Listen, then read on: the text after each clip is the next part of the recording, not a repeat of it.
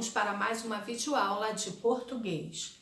Abram na página 42 que vamos iniciar a nossa correção, da 42 até 45. 1.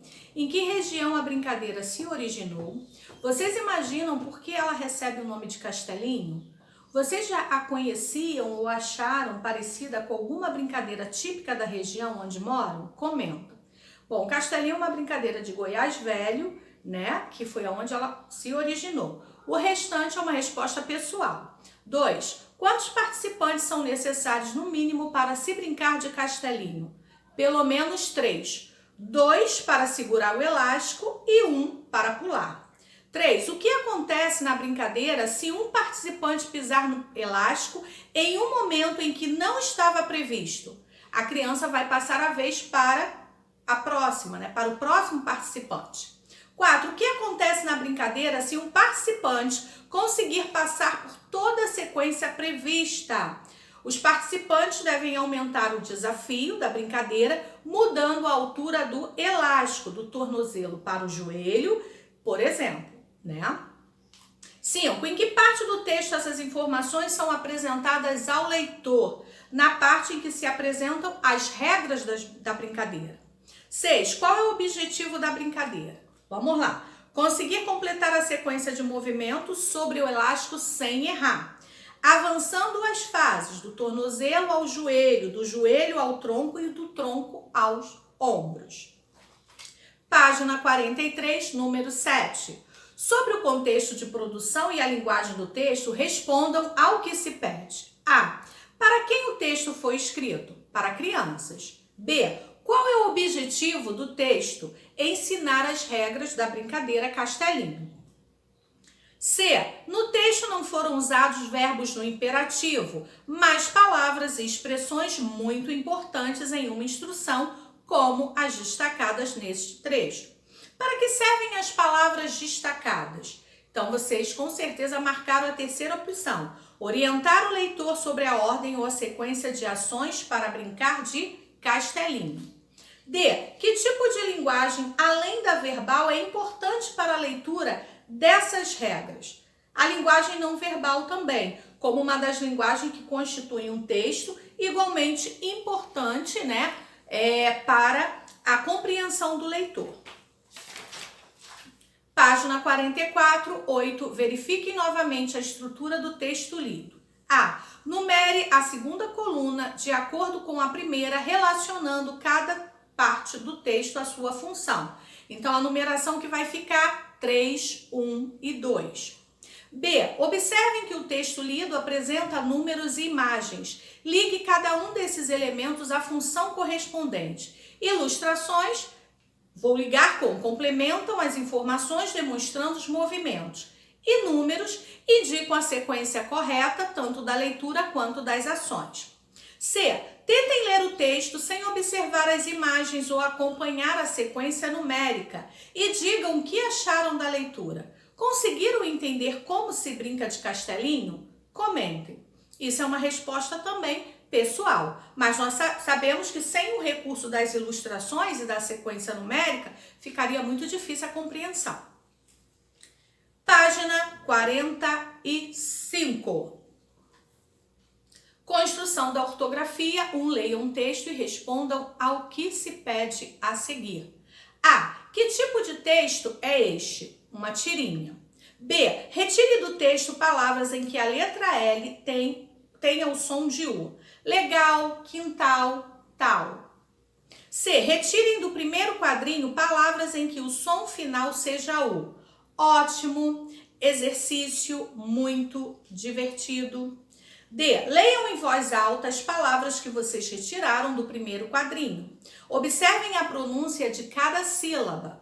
Em qual delas o som da letra O é o mais fraco? O som do O é mais fraco na última sílaba de cada palavra.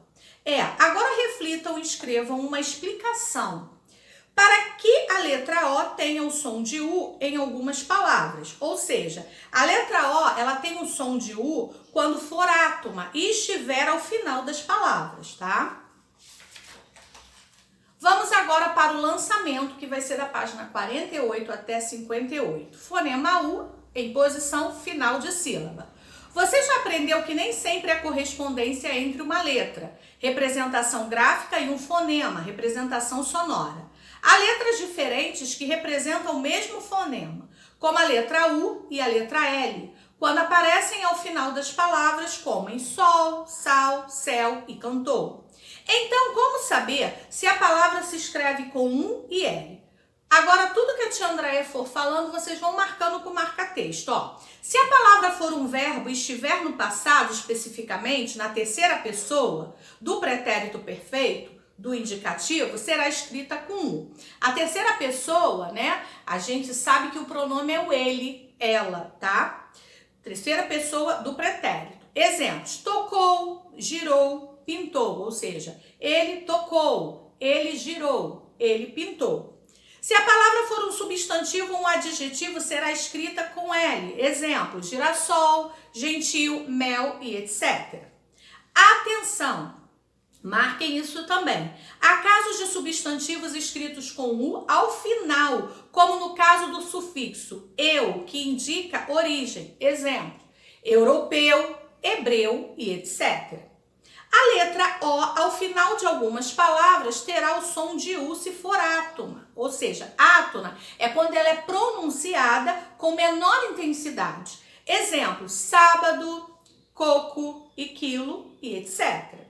Exercite sua memória visual. Palavra com U no final: céu, chapéu e mal, que é contrário de bom. Palavras com L no final: mel, que é o substantivo, Brasil e mal, que é contrário de bem. Palavras que terminam com O e têm o som de U: durmo, adoro e amoroso. 1. Leia o texto e responda as atividades seguintes. Vocês vão ler esse texto falando sobre, Will Smith, vocês vão ler e vão responder letra A, B, C e D. No super desafio, na página 47, vocês vão encontrar no diagrama 12 palavras com fonema U no final de sílaba. Então, vocês vão encontrar 12 palavras. Na página 48 e 49, produção de texto, regra de brincadeira. Agora você vai reproduzir com um colega uma brincadeira que conheça e de que goste muito para compor o livro de brincadeiras da turma. O que vocês vão fazer? Vocês vão estar reproduzindo, vocês mesmos, cada um no seu caderno, uma brincadeira. Aqui vocês vão seguir o planejamento, explicando aqui também a textualização. E na página 49, vocês vão utilizar esse espaço para fazer o esboço dos desenhos que vocês vão colocar, tá? E depois vão fazer a revisão e a reescrita, ok? Isso vocês vão fazer no caderno. Na página 50, nós temos a leitura do Brincadeiras com Barbante. Vocês vão ler o texto, Aqui tem o texto falando: você já brincou de cama de gato? Conhece essa brincadeira por outro nome? Eu gosto demais dessa brincadeira. Aí aqui vocês vão ler tudo aqui que está sendo passado, É um jogo infantil em que se constrói formas com barbantes presos às mãos. Aí tá dizendo aqui o material que precisa: um pedaço de barbante. Participantes são 2. Objetivo: retirar o barbante da mão de outra pessoa, mudando a forma construída sem desmontar o retângulo principal. Aqui tem as fases, Conforme vai sendo retirado o barbante da outra pessoa, a gente vai montando dessa forma que está sendo mostrada. Na página 51, vem explicando de como jogar. Vocês vão ler de que forma vocês vão jogar ao lado, tem passo a passo com as numerações informando, como que vocês vão fazer essa brincadeira, e vocês vão responder a número 1 e a número 2. Na página 52, vocês também vão responder a 3 e a 4. Na número 5, em sua opinião, a imagem a seguir ajuda o leitor a entender a brincadeira? Sim ou não? E aqui elas estão relacionadas. Vocês vão olhar uma resposta pessoal. A número 6, a quais instruções a imagens a seguir estão relacionadas? Vocês podem ir na página, lá atrás, página 51, aonde está dizendo como jogar, e vocês vão observar de acordo com as imagens e vão escrever, as informações de cada imagem que está sendo explicadinho lá na parte como jogar. Então, vocês vão fazer isso também na página 53, na número 4, 5 e 6. Muito fácil. Olhou as ilustrações, verifique lá como jogar, tem uns parágrafos que vocês vão entender em qual local que vocês vão escrever. 7, concluam as imagens. As imagens são mesmo necessárias em um texto que traz instruções, como esses que vocês leram? Sim ou não? Como vocês explicariam essa brincadeira a um colega se apenas pudessem ler o que está escrito? Seria fácil?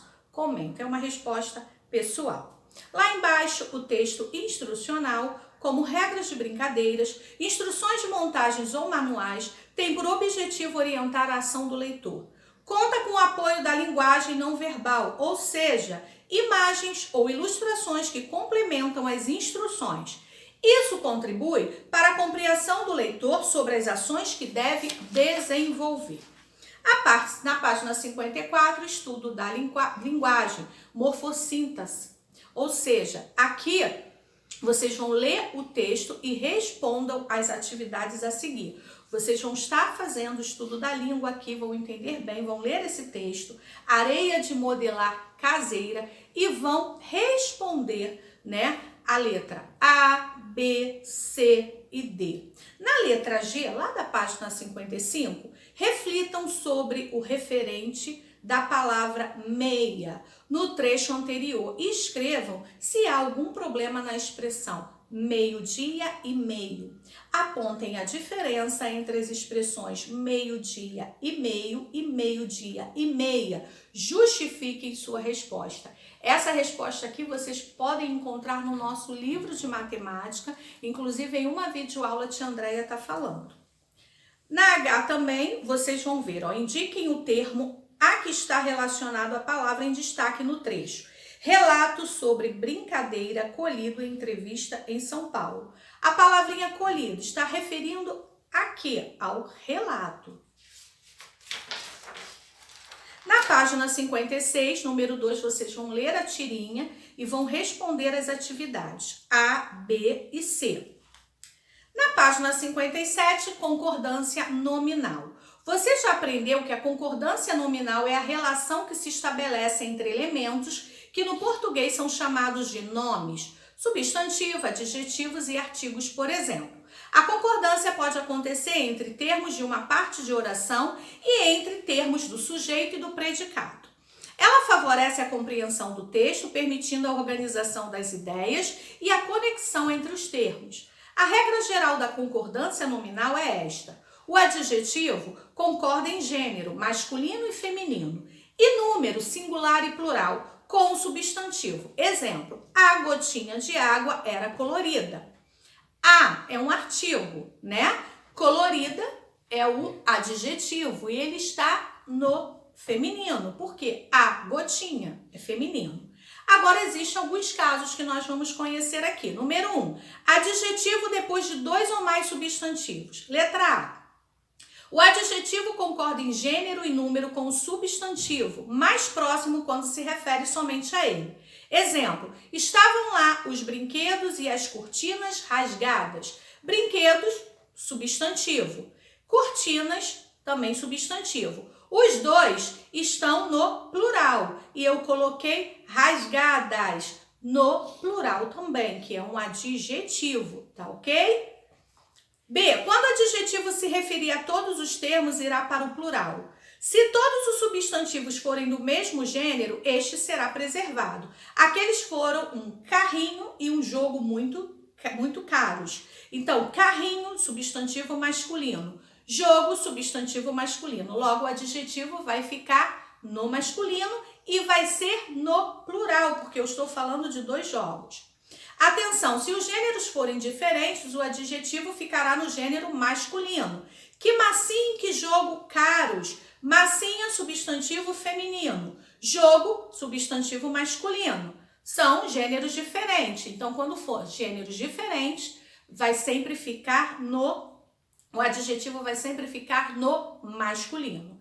2. Adjetivo antes de 2 ou mais substantivo. Regra geral. O adjetivo concorda com o substantivo mais próximo em gênero e número. Exemplo, divertidas brincadeiras e jogos havia no recreio. Brincadeira, substantivo feminino, jogos, substantivo masculino. O adjetivo está mais próximo do substantivo feminino, que é a palavrinha divertida. Então, ele vai ficar no plural e no feminino. Se o adjetivo estiver antes de nomes próprios, deverá ir para o plural. Exemplo, foi bom ver as dedicadas Ana e Rita brincando com seus alunos.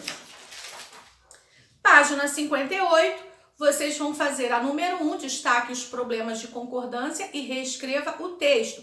Vocês vão olhar de acordo com a regrinha que a tia Andréia falou na página 57 e vão reescrever os textos de forma correta. O texto da letra A e da letra B. 2. Observe a frase. Ninguém deve ficar só na brincadeira. Selecione os dois sentidos que a palavra só evoca na frase, né? O que essa palavrinha aí só quer dizer? Aí vocês vão marcar sozinho, acompanhado, também ou somente. Aqui são duas opções de resposta, tá bom? Tia Andréia vai ficando por aqui. Espero que tenha gostado e até a próxima. Um beijo. Fiquem com Deus.